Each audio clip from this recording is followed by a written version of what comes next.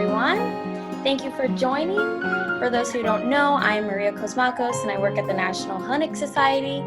Our focus is to create excellent programs aimed to preserve, celebrate, and disseminate Hellenic heritage to future generations. I'm thrilled to welcome you to the NHSTalks Stories, Reflections of Greek America. Today we are joined by distinguished leaders of Greek American organizations led by women. We will share a look back, how organizations have changed over time, and what we need to do to engage the next generation.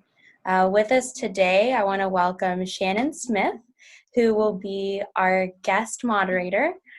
Shannon is a journalist and anchor for WBIR 10 News. And also, Shannon attended our Heritage Greece program, which I'm sure she'll tell you all about. Joining Shannon, we have Eleni Bousis, founder of Hippocratic Research Foundation, has not joined yet, but hopefully will soon. Marcia Economopulos, Celia Kedosha, Janina Museum Director. Celia Kachmarski, Grand President of the Daughters of Penelope. Jane Kourtis, President of the Hellenic Women's Club in Boston. Anita Kartalopoulos, a distinguished lawyer who is a long-term legal advisor for the Philoptochos Society. Elena Saviolakis, Executive Director of Daughters of Penelope. And lastly but not least, Maria Stamoulas, President of the Hellenic American Women's Council. So welcome. Lastly, before I kick it over to Shannon, I want to go ahead and say if you would like to ask your questions in the chat or the Q&A functions, please do so. And on Facebook Live, just go ahead and type your comments in and we'll be sure to answer those questions. And with that, I'll go ahead and kick it off to Shannon. Thank you. I'm really excited to be here. Like she said, I'm a 2013 graduate of the Heritage Greece program, one of the coolest things I've ever done in my life, and very thankful to become part of the National Hellenic Society. After that experience, I was telling these ladies before we went live that I am Greek, but I didn't grow up in a big Greek household. I don't have the last name, so the joke on my Heritage Greece trip was that I pronounced spanakopita as spanakopita, and everyone made fun of me. So I'll try to do better this round. I've had some practice over the last 7 years. But we have an awesome panel here that y'all can see of women who are leading these big Greek organizations across the United States. Let's start with Celia then. Same question. Thank you very much, Shannon. Well, and Shannon, as you were saying about growing up Greek, I was also grown up in a very Greek household, but married a Ukrainian fellow. So my last name is not Greek at all either. Good evening, everyone. And I am the Grand President of the Daughters of Penelope. Daughters of Penelope is a multi-generational organization, women's organization, which started in 1929. We just celebrated our 90th anniversary last November in San Francisco, where the organization started. So we're very proud of our heritage and our experience and our illustrious past. We are carrying on that anniversary and that celebration for another year because of COVID. So we're going to keep doing some more things to celebrate. Our organization started by a woman named Alexandra Apostolidis Sonnenfeld, and she was on a mission. She wanted to start a women's organization that could be the auxiliary to the Order of Hepha.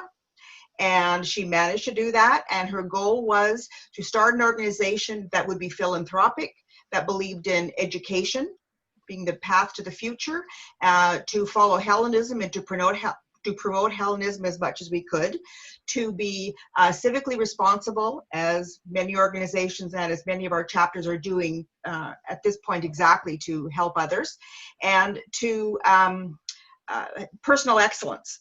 And so we still follow that mission. I mean, those are goals that as 90 years went on, they're still the same goals. How we do them are a little bit differently, but that's very important. We have a membership of approximately 10,000 members, wow. And we are in Canada, where I am, we're in the United States, we are in Europe, we're in Greece, and we are in Australia. So we have many, many sisters around the world who are working on the same kinds of things that we are, but in different ways. Our motto this year was, together we are stronger, together we will progress. So it's worked and it's been very good for us, and we're very, very fortunate that we have so many members that care to follow with those goals for us. Well, we like that the Greeks are everywhere. So I love that that's being able to be done. And Elena, I want to move to you because you're involved in the same organization, just in a slightly different role. Right, so I'm the executive director at headquarters. So my function is to oversee the overall management and operations. So just to piggyback off of what Celia said, because she obviously covered it excellent, but we are just also such a unique sisterhood. So, you know, we're comprised of women who want to support women, who want to inspire women, who want to empower women. And we're very proud to have members from all over the world representing a diverse cross-section of women in society, you know, excelling in business, education, law, the medical field, and women who are fulfilling traditional roles in society. So we're very proud of what we are doing. And, you know, to me, it's also very important because it's also so fulfilling and rewarding to be able to do this as my job every day. Thank you both for sharing. And we're going to come back to talking about women progressing, which is kind of the whole point of today's panel. But Jane, I want to move over to you and tell us about your organization. Thank you very much, Shannon. I wanted to first say thank you to the National Hellenic Society for inviting the Hellenic Women's Club, EOK, to this Zoom event today. I am delighted to be here and actually honored to be here on behalf of the Hellenic Women's Club. We hold many similar values actually to the Daughters of Penelope and helping others and upholding the Hellenic values of education. And in our case, we also support many medical advances as well as the arts. But opposite of the Daughters of Penelope that has such a far reach, we actually are a very small organization. We're Boston based, and we're about 40 women who have been in existence though since 1936. Wow. I'm a firm believer in the power of one person doing good and making an impact, and I'm sure that the founder, Eleni Bousis, when she invited some of her friends, her Greek American women friends, back on November afternoon of 1936, may not have had realized that 84 years later there would still be a very dedicated core group of women who have raised over $2 million to philanthropy in all different aspects. And early on in the war orphans, later on continuing that, but seeing the needs of the Greek American community, the Greek Orthodox community, and then also expanding to outside of the Hellenic community to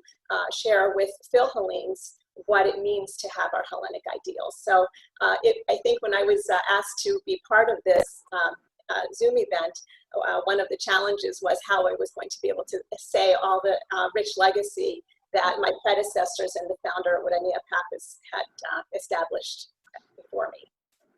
There's definitely a lot to be proud of for you, for your organization, for everybody here, and I'm excited to expand on it more. I want to move over to Maria. Can you tell us a little bit about why you are here today? Yes, I am with one of the newer organizations, the Hellenic American Women's Council, and we were founded in 1993, so we're a relative newcomer. The organization was founded by 3 women who realized that while Greek American women were very strong individuals and led up a lot of organizations in the community, we were underrepresented in some areas, in government, on the Hill, in politics. And they decided that we needed an organization that would promote women, sort of a networking organization, an educational organization.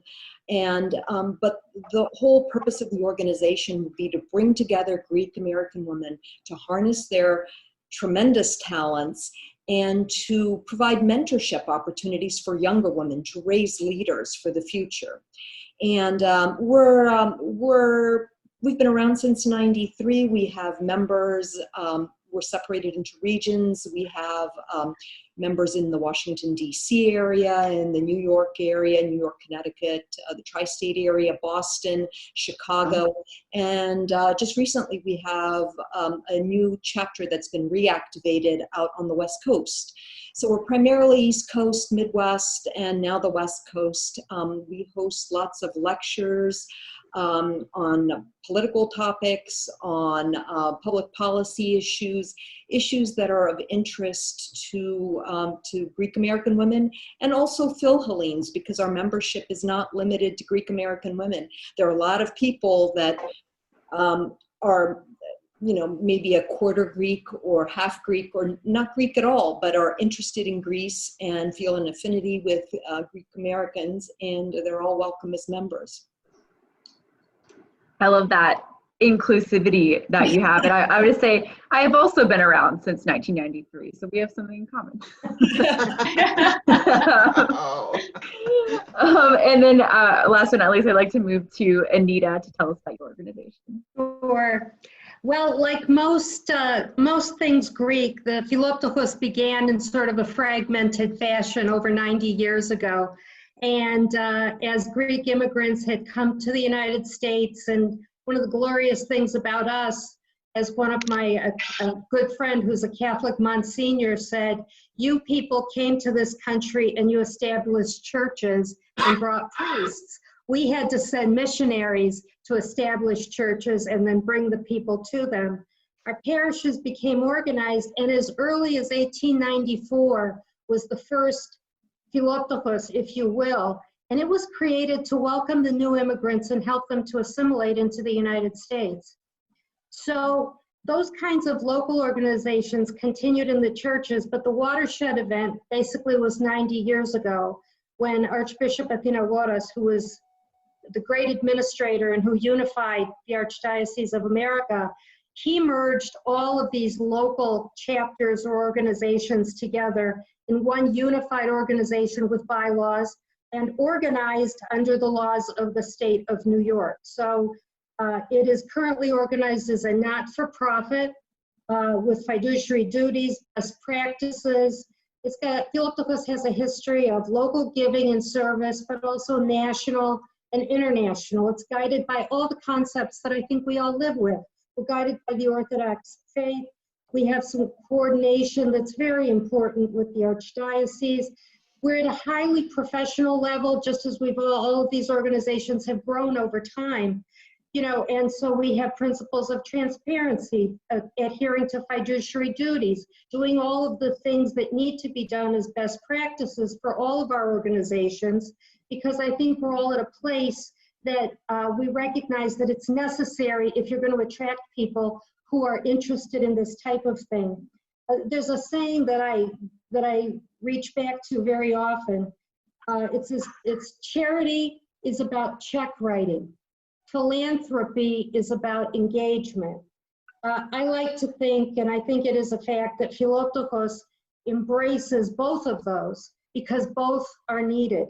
Philoptochos is always at the ready to do whatever needs to be done, and there's a commitment to service in an extremely inclusive fashion. And I think with the 26,000 members all over the country and the long history, what you see is that it is the Philoptochos that every woman can relate to the same and differently. Is it still Yaya's Philoptochos? I think every time a priest has someone in need and reaches for the Philoptochos, they know that it's that same Philoptochos that stands by and helps. But is it our generation's Philoptochos, your generation's Philoptochos, Shannon? Sure, with the type of RFP requirements that we have for grant giving, with the kind of initiatives that we've got and the level of performance, it is also something that's attractive and worthwhile to the professional woman who looks to do things in a different fashion. So it's a great organization, and it too is inclusive multi-generationally, which we're very proud of. And I want to just go straight up that, Anita, and talk about the kind of movement. It's 2020, a lot of changes happening right now between technology, there's a pandemic going on. But so everybody's kind of had to take this turn in trying to keep your organizations relevant and active while not being able to meet in person. How have you guys adapted to this change? And would you say it's going to help you evolve and grow, or is it stunting you in some way? Want me to start? Yeah, anyone can start. Sure. All I can tell you that Philoptochos is having a virtual convention over Zoom. We have done national board meetings over Zoom. People have adjusted to the fact that we can be together apart. And I will say that some of the delivery of services have changed to a certain degree also, whereas we did a lot of face-to-face feeding the hungry, feeding the homeless, and so forth. We've had to turn to other organizations. COVID-19 has changed things. It's a tough thing when you're an organization that does face-to-face philanthropy. And one of the most amazing things that has been said repeatedly to Philoptochos in many, many places, but I can tell you on 33rd Street in New York City, one of the most amazing comments that someone made to one of our members was, it was a homeless man who had just received a dinner of pasticcio, and he knew what it was, and lots of other things. And he said, "Thank you for looking at me. Thank you for looking in my eyes. Thank you for not turning away from me." That kind of personal connection is an amazing thing. COVID-19 makes that more difficult, but it didn't stop the organization from turning immediately and making additional donations, the check writing part, to Meals on Wheels, to feeding families and so forth, because the need is still there. We still have chapters now using whatever technology is necessary to reach those who need to be reached. So, you know, you have to adjust and you have to meet the need. One of the best stories, doesn't have to do with technology, but it does show you that we know it's in our DNA as Greek women to do this. I was telling Art Demopoulos previously, my grandmother had a pin that had a Greek flag on it. I was always sort of intrigued by that because, you know, pins, you know, I thought they were interesting from the time I was a kid. And I said, Yaya, what is this from? And I said, where did you get this? And she said, oh, from the war bonds. And I said, the war bonds? And she said, we had to help the country. So we at the Philoptochos sold the war bonds because we all had boys in the military. So, you know, we've always, and this is in everybody's DNA that's on this today, we met the need, whatever it needs to be. It's the way we are, and we continue to do it. I was going to add, Shannon, if I can, that we have found that social media has really been our friend. Whether it's Twitter, whether it's Instagram, whether it's Facebook, by publishing so many things that chapters and districts and the Grand Lodge is doing, has brought us interest in membership. So, you know, we have the saying in Greek, "Kate emborio για το καλό," every difficulty brings something good.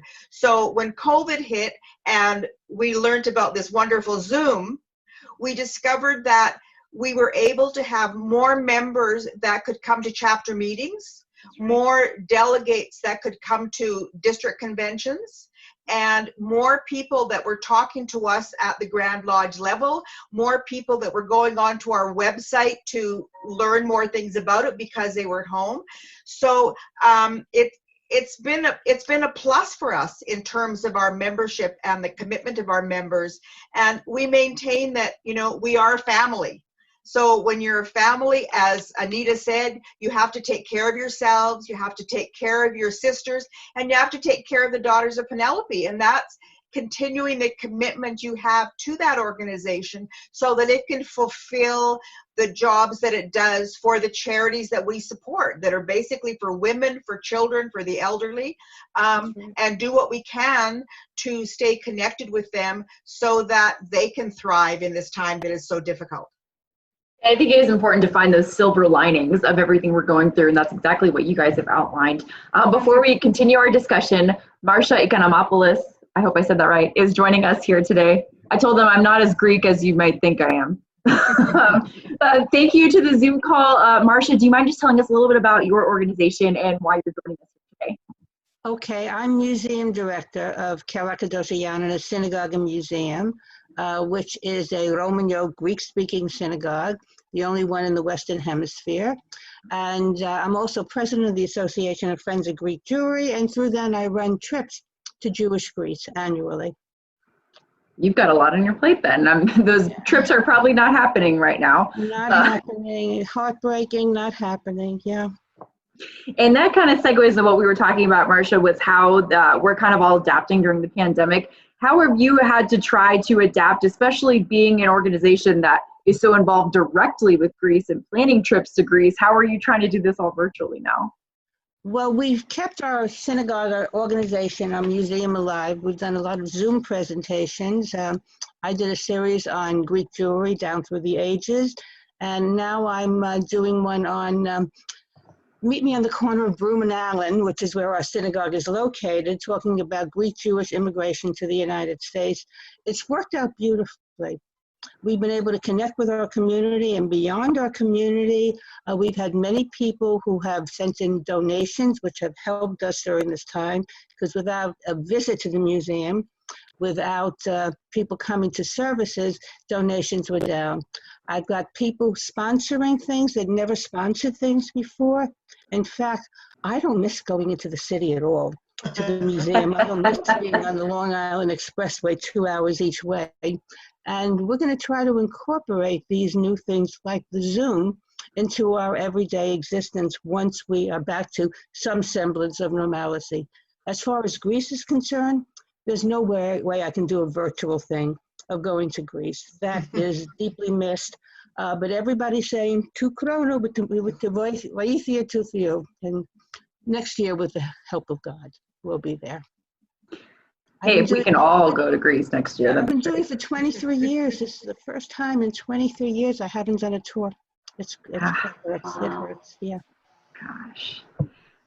Well, let's try to, we'll come back from the pandemic a little bit and talk more about, right now we are a panel of Greek American women, which is really cool to see. You guys are all at the top of your field, really an inspiration for people in my generation who are trying to reach that field. So how do you think your role and your organizations are working to help women, Greek American women kind of advance in society, especially in a time where women seem to have more power than we ever have?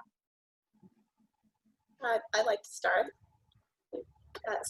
Well, one of the things that we do on an annual basis, actually, that the organization has done since the beginning, we empower women by giving them scholarships to become educated, and so that they can become leaders in their field, gain knowledge, and to lead their careers, but then also hopefully stay connected to the Hellenic community and to give back to our community for all the wonderful things that we have.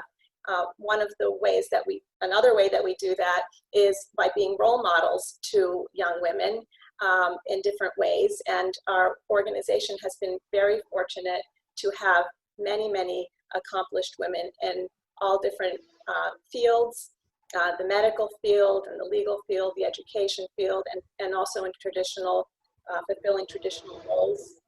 And three of those women, this past 2 years, we've had these beautiful Hellenic Heritage Nights at the Celtics, at the Boston Celtics, and then also at the Boston Red Sox. And three of the recipients of those awards have been Hellenic Women's Club members. Dr. Athena Pappas, who is a distinguished professor of dental medicine at Tufts University, Jean Canelos and her husband, Dr. George Canelos, who are supporters of, Dr. Canelos is a researcher and physician at Dana-Farber Cancer Institute, and Jean Canelos is a distinguished member of the Friends of the Dana-Farber, and together they received the award at the second Hellenic Heritage Night at the Boston Celtics. Mm-hmm. And then the third person is Frances Levis, who is a member of our Boston metropolis of Boston Hellenic community, our Greek Orthodox Church. She works at Hellenic College, and we're very fortunate to have her as a member of our organization.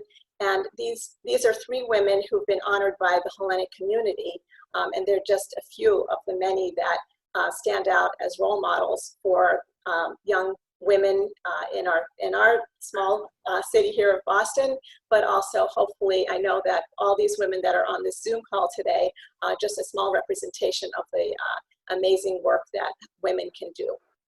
I'd like to add something. I mean, the Hellenic American Women's Council does something similar. We have an annual conference every year where we give our Aristion Award to a woman who's at the top of her field. And we've had a number of different honorees, both in government, in the sciences. We honored Congresswoman Nikki Tsongas, Carolyn Maloney.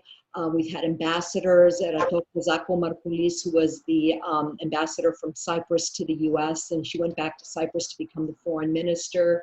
Not that long ago, we honored Eleni Bousis. Just recently, we had, I think it was 2-3 years ago, we honored Marina Haddad from Boston. She was the Aristion recipient. And the conferences are really a wonderful opportunity to bring together these extraordinary women, to meet our members and to introduce them, and to hopefully inspire our younger members to excel in their careers and to give them something to shoot for. So we do something very similar as you do, and it'd be great if we could work together in the future. I agree. I think that the synergies would really help excel and move forward with this, dialogue. I did want to add that something that, our youth organization, the Maids of Athena, as well as the Daughters of Penelope, started last year was to create programs that'll help coach and mentor the next generation in order to clarify, the perspectives, the skills, and the capabilities necessary in order to fulfill certain leadership roles. So the idea behind it is to establish the right networks, the right connections, in order for the next generation to develop a personal leadership strategy and to be able to take ownership over career choices. So I also think education is very important, like Jane said as well. Our foundation gives scholarships to undergraduate and graduate students annually. So it's really important to continue that momentum, especially during these difficult times, during the health crisis, where the next generation is going to really need that extra motivation and the tools in order to fulfill these leadership roles. Definitely. I want to go ahead and take a quick moment to say, anybody watching this on Facebook, please put your comments or questions in the Facebook feed, as well as if you're on the Zoom call, you can put them in the Q&A chat session. I'm sure we can all try our best to answer them. I won't be answering them, y'all will be answering them, but be happy to hear what y'all have to say. And while we're on the talk of education, of continuing the next generation, I'm thinking back to, when my great-grandparents came over from Greece. I don't speak Greek because they didn't pass it on. They wanted us to be Americanized. And now we're kind of seeing a reversal of that role, where people are wanting to go back to their roots to see, wow, I was Greek, I'm Hungarian, what does that mean? How are your organizations kind of helping foster, finding ourselves in this culture again? Well, one of the things that the Hellenic Women's Club is doing is that we have sponsored College Year in Athens scholarships. We've sponsored the Boston University Philhellenes organizations to send students to Greece so that they can see, similar to the Heritage Greece program for different levels. College Year in Athens is academic, as is the Boston University Philhellenes. They stay there for a month, and they go to the Doree College and university professors. And so that's just a couple of the ways that we try to stay connected, to keep to keep the young people connected by having them go back to Greece. That definitely helped me. Go ahead, We've also Celia. supported the Journey to Greece, which had run for many, many years, with high school students or graduates going to Greece. At first, it was just a 3-week, fully immersed in the Greek culture and the Greek language and the Greek food and all it had to offer you, and the beaches, of course, which then expanded into being able to take some courses and get university credit by spending some of this time in Greece as well. So that's, that has been a very popular program, although of course it didn't go this year, but that's been a very popular program. And the fact that we have so many chapters in Greece, and they have shared so many things with us, and that it's just really expanded all the possibilities in terms of there. And we try to also keep the Hellenism strong here, by talking about different programs and sharing information and different people that we have met. So we try very hard to keep that Hellenism connection. And, I can say regarding the Philoptochos, Greece went through a very tough time when they had the economic crisis. And I would say with pride that the connection was felt, heartfelt. Philoptochos raised $86,000 and sent $860,000 and sent to Greece and to Cyprus in order to aid people. And that was done on a parish level, on a person-to-person level. And those ties, I think, were strengthened and they were greatly appreciated. I will say, too, that one of the nice things that we saw, because as an organization, we're really based on transparency, best practices, whatever. Every organization that we dealt with in Greece was completely transparent with what they did with the funds that we sent. They provided receipts for what was done with the money. And they understood that the American Greek, like us, wants to help, wants the connection, but does things in a particular fashion. And I think all of our organizations follow those best practices. The nice thing was that they were able to meet them also. And so that was actually a wonderful educational experience for all of us who wanted to help. And we did so, and it was at a level that we were 100% comfortable with. If I can I address Please, that? please, Marcia, yes. We, as part of our tours to Greece, we run, it's called the Greek Jewish Young Professionals, and we run biannual tours. Hopefully the next one will be going next year. With that, we also connect with Greek Jewish contemporaries. Most of these people are in their 20s and 30s in Greece when we're there, and interact with them. This year, there was supposed to be a group coming from Greece to the United States, which of course did not happen. In addition, we do an intensive genealogical research, connecting people with their families and with their roots. And we actually have a separate Roman Yod DNA project that's discovering relatives for these people that they never knew existed. All of these things on a cultural level reconnect them to their Hellenic roots and their Judaic roots. Thank you for sharing all that. And I see we have another friend here, Eleni. I don't know if you can hear us. I see her. I see you. Muted. Oh, can you unmute your microphone, Eleni? Can you see me? Yes. Do you mind just introducing yourself and your organization and why you're here tonight? Oh my goodness. Okay. Eleni Bousis, chairman of many organizations. So I don't know, where do I start? Pick your favorite. Oh, my favorite. That's very difficult. Don't put me in a very tough position right now. Let's just say many organizations. Chairman of the Hippocratic Research Foundation, chairman for the Greek American Nursing Home, founding chairman for Frodida for Abused Children and Women, Leadership 100 board member. Oh my goodness, many of them. Well, we're glad to have you here. Thank you for joining. Thank you. I'm honored and I'm humbled to be amongst all you beautiful women who are shaking up the world and are moving mountains by being a prime example to our society. And thank you to Art. Yes. Can you hear me? Yes. And exactly. Thank you to Art. Sorry, Zoom is weird. Pulling us together. Yes. Thank you. So I don't know. I'm not at home. So I'm sorry I keep losing you. That's okay. You're doing great. I just want to let you know we have a nice discussion going on. Please join in whenever you hear something that you'd like to weigh in on.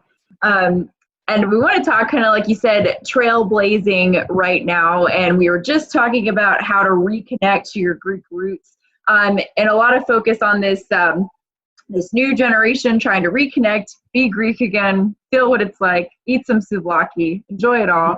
I kind of want to talk about why is it important for Greek American women to have a voice and such a high, powerful place in society right now in 2020 in America? I think it's very important that they have a voice because there are so many that don't. I think it's important that when I look at the projects that we support that are helping women who have, in situations that they can't handle, that they need support, that they need education, that they may need some funds to move forward and have a better life for themselves and their family.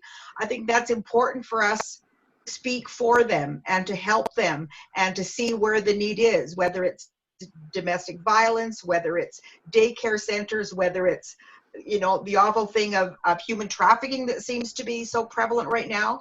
So I think we have a responsibility to be able to see look for the needs, where the needs are, and do what we can to support those women. I'm very involved in the alumni organizations of the schools that I attended. And often I'm asked the question about what can we do, what can we students do, but what can women do in particular? And you made a very good point about how so many women do not have a voice. And whatever place you are, whether you're in your career, whether it's your work environment or another environment that you're in, it's really important for women to speak up and say something, and whatever ideas that you have and whatever contributions you can make. Some people are born leaders, some people are contributors, but whatever you have, if you have the position in order to say something, it's important to speak up.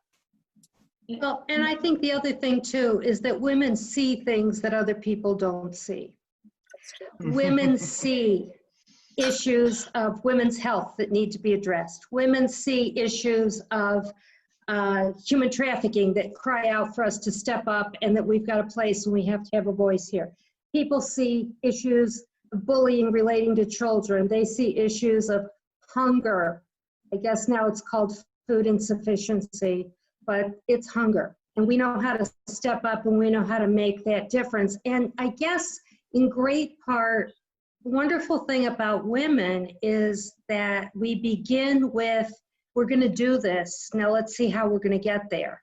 And there is an energy and a drive and a determination, because you're not going to be waylaid by somebody else. If you say, I'm going to Cleveland, you're getting to Cleveland. Doesn't matter how many potholes there are on the road. And I think that energy is what makes the difference. I think that we see things that other people don't see, but we also see solutions, and we know that we can turn to each other and find ways to implement. And that is the insightfulness and the energy you cannot find anyplace else. And that's one of the important things about serving as a role model for younger women, because unfortunately, there are a lot of people, whether it's in a work environment or elsewhere, that people will dismiss a woman if she's in the room. She might proffer an opinion, and if there are men in the room, they may just kind of talk over her. And we really have to teach our young women that they need to speak up. They need to make themselves heard, because we do see things that others don't see. We do have solutions that others don't think of, but we need to give these young women a voice to speak up.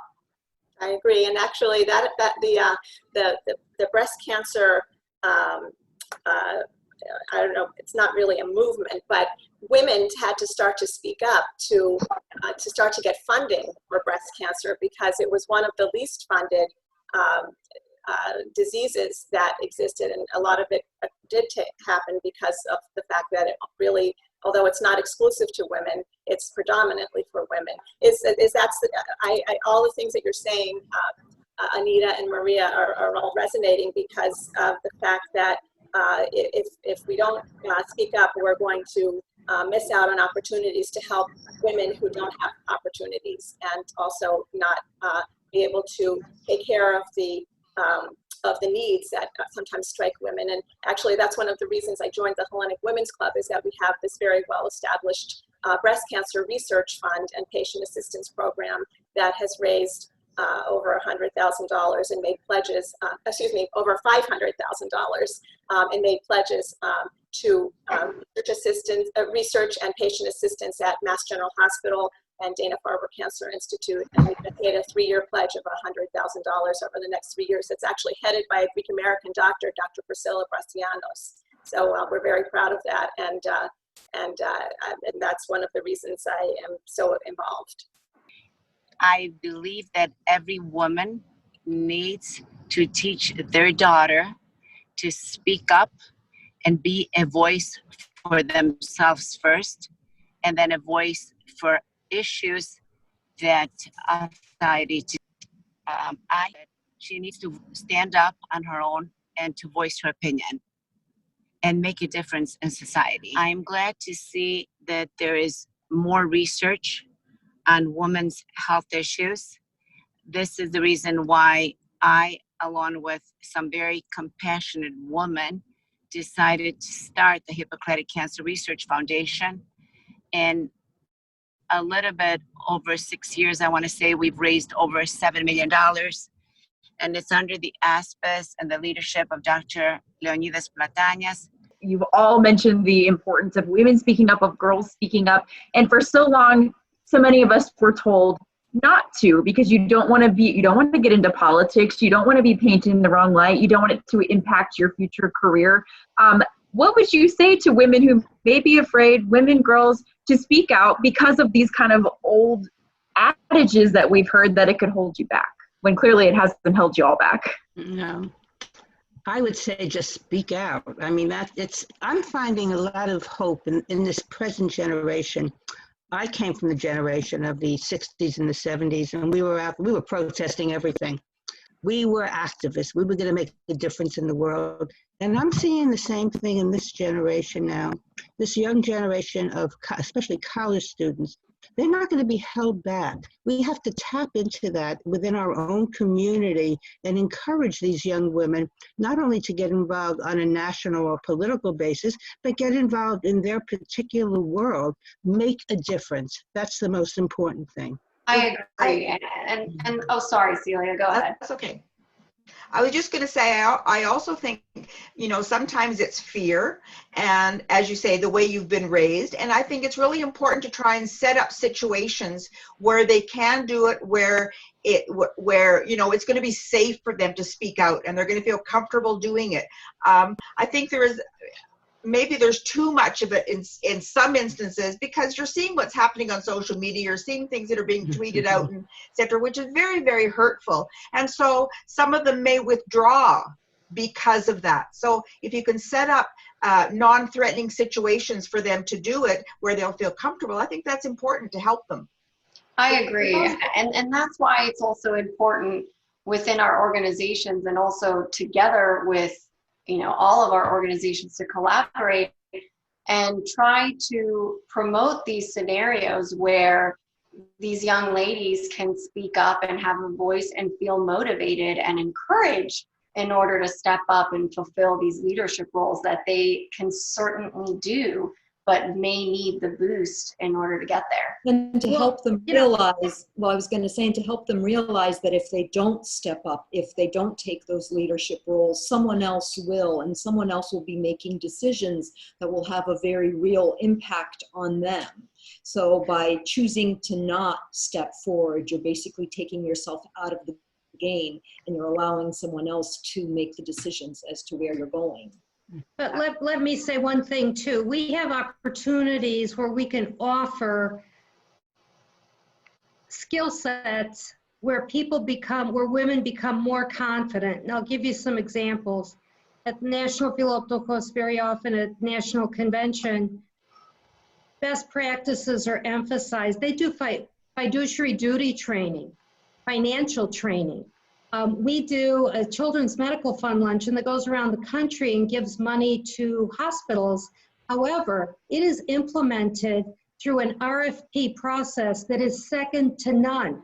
So good that it's worthy of being included on somebody's resume. To the extent that you bring people into these types of things, it makes a tremendous difference, because when you've been mentored, when you've been shown what best practices are, when you know what it is the proper process to go through grant giving and how to do it properly and how to score it, and you're taught these things by women who are in high-level professional roles, or they've been in government service, and they've learned this stuff. When you know how to do something right, let me tell you, it's easier to get your voice. And these are some of the things that we can do. If we engage in best practices in all of our organizations, okay, and in not-for-profit world, these standards are getting higher and higher and higher. Fiduciary duty training is something everybody should have. Let me tell you, when you sit at a corporate table and you understand how these things work, it's a little easier to get your voice if you know what it is that should be done. It's easier to say, just a minute, that grant needs to be vetted. This entity that's looking for our money needs to be considered. We need to have a checklist, and we need to treat everybody the same. Those are skills that make you stronger in that other space. And it's a way that we can reach women, and we can offer that to them.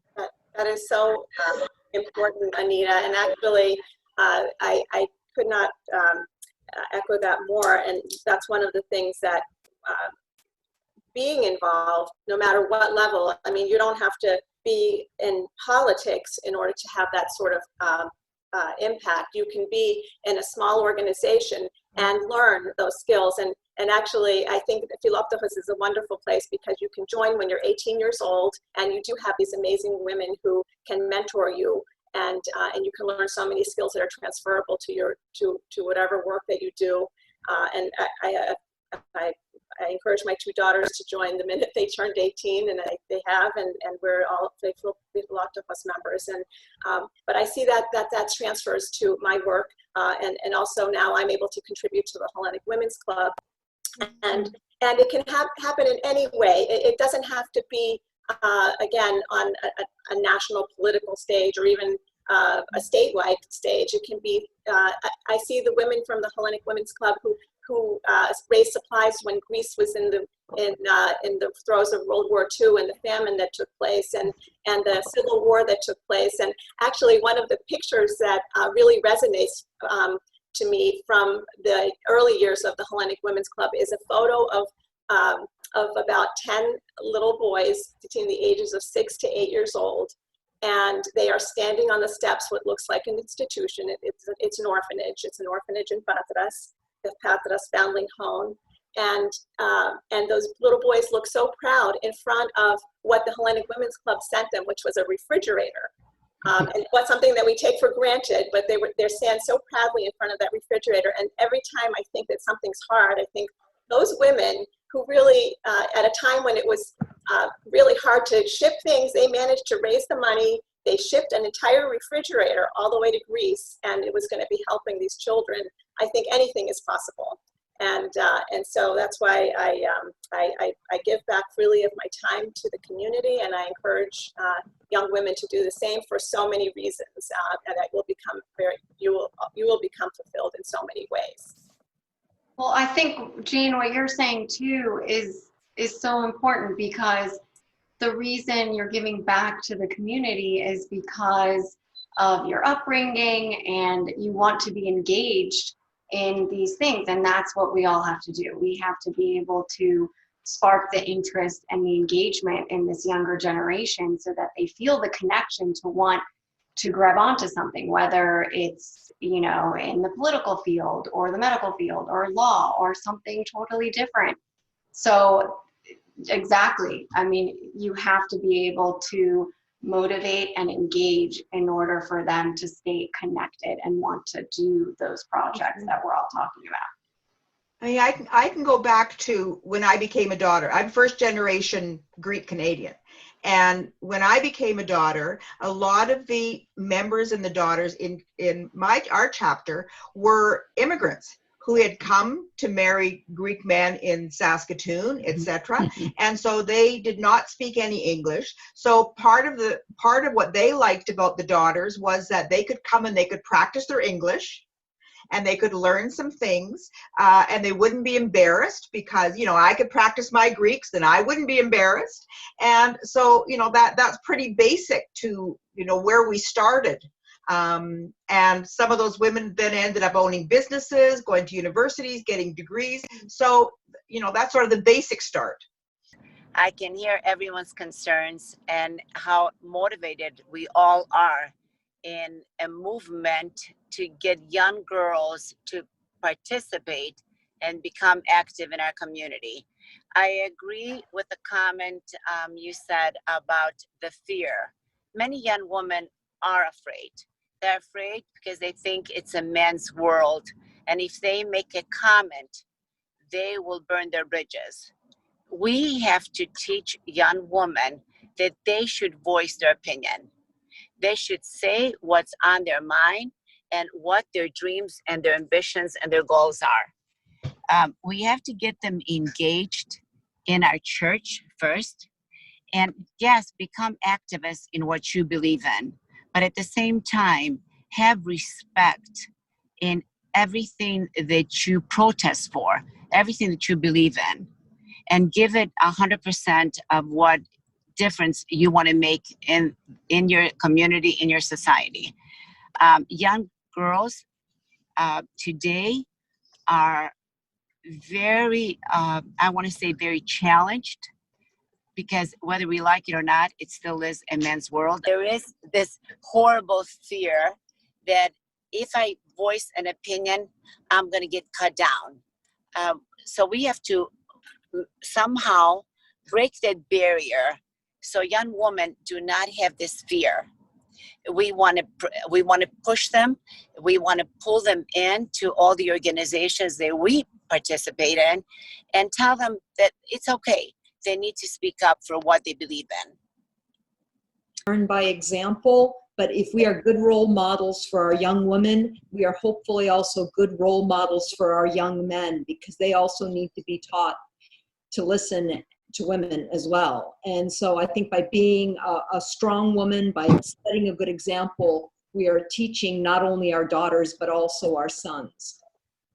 I love that. And I'm so glad you guys have gotten so involved. Art has showed up, which I feel like is the equivalent of the Oscar music playing at the end of the speech. So I'm going to end with one question that Art kind of alerted me to that people were asking, which Art, I feel like you're better to ask this question. Do you mind? Because I don't totally, I'm not familiar with it. We had a question from the from Facebook about, you know, just is it time to get rid of, in other words, to have a HEPA be one order instead of maid, Yes. and just, you know, I mean, that was 100 years ago. Life was a lot different. So is it time to do that? Please. I was at a HEPA meeting in Philadelphia, and not knowing that, each eyes went up. I said, I would like to join a HEPA. And that's when I was gently put into my place. And where I know a female auxiliary, that is very worthwhile, that's not what I wanted to join. I wanted to join a church organization. Well, if I could interrupt you for a second, I wanted to join the Daughters because you guys are a lot better than that. But you know, the Daughters of Penelope started out as an auxiliary to the Order of a HEPA. And our constitution was changed that we are now affiliated with them. We are still part of the AHEPA family, but we are basically an independent women's organization within the AHEPA family. I see. Okay. So that has made some changes. Art, I would say that I think women's organizations serve a very important role. It's a sort of a place where women feel comfortable expressing their opinions. Yeah. They can draw on their strengths and learn from each other. Perhaps I don't like the words safe space, but you often hear those words being thrown around. But I think a women's organization definitely provides an environment that women can perhaps more closely relate to each other and learn from each other. And I don't know yet that we are at a point where all those Greek men would be willing to give up some of their power and authority to the women and listen to us. So. Yes, they will, because they're afraid of us. Look at what we have. Look at what accomplished. She knows my wife. What we have accomplished as women. We've accomplished so much as women. Yeah.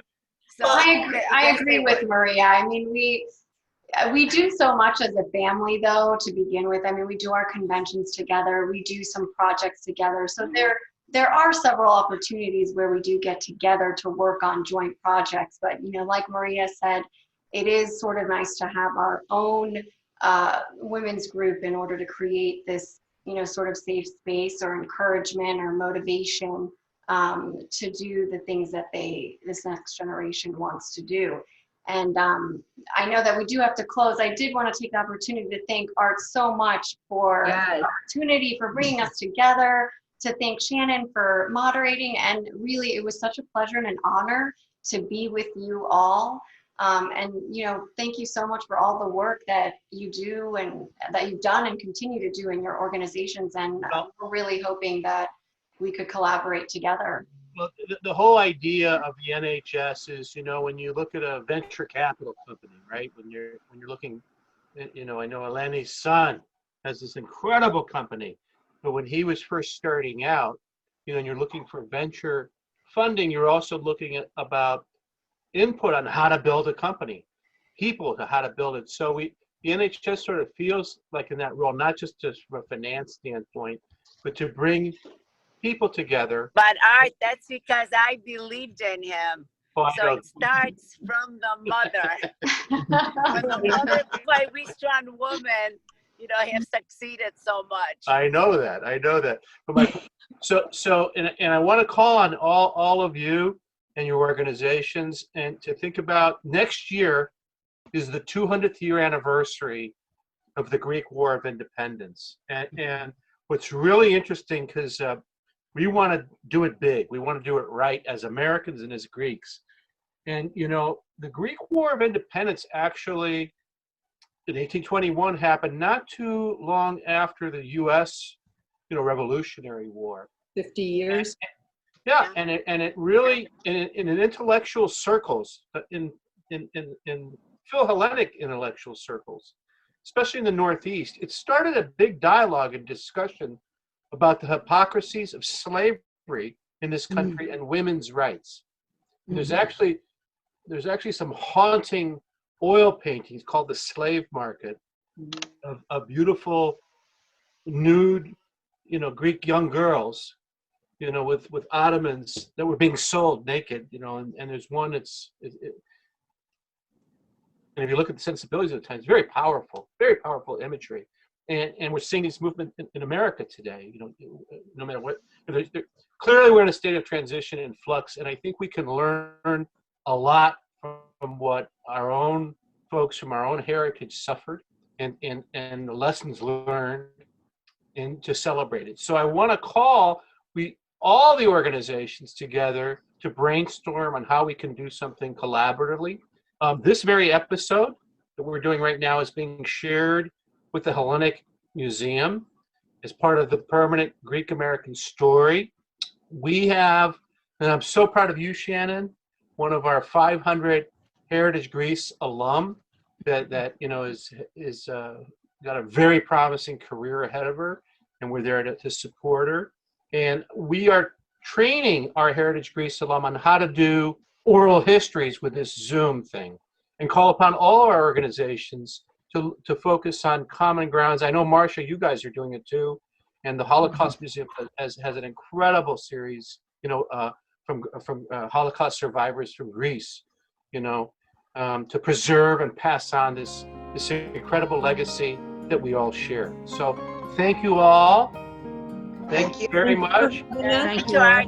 Cheers to Shannon. It was wonderful seeing all your beautiful faces. It was great. I want to say to the people watching, there are several very specific questions for some of y'all. If you're watching this, their emails are in the invitation that went out through my Pareia. So I'm sure you guys would be happy to answer those questions one-on-one. I'm putting it out for you.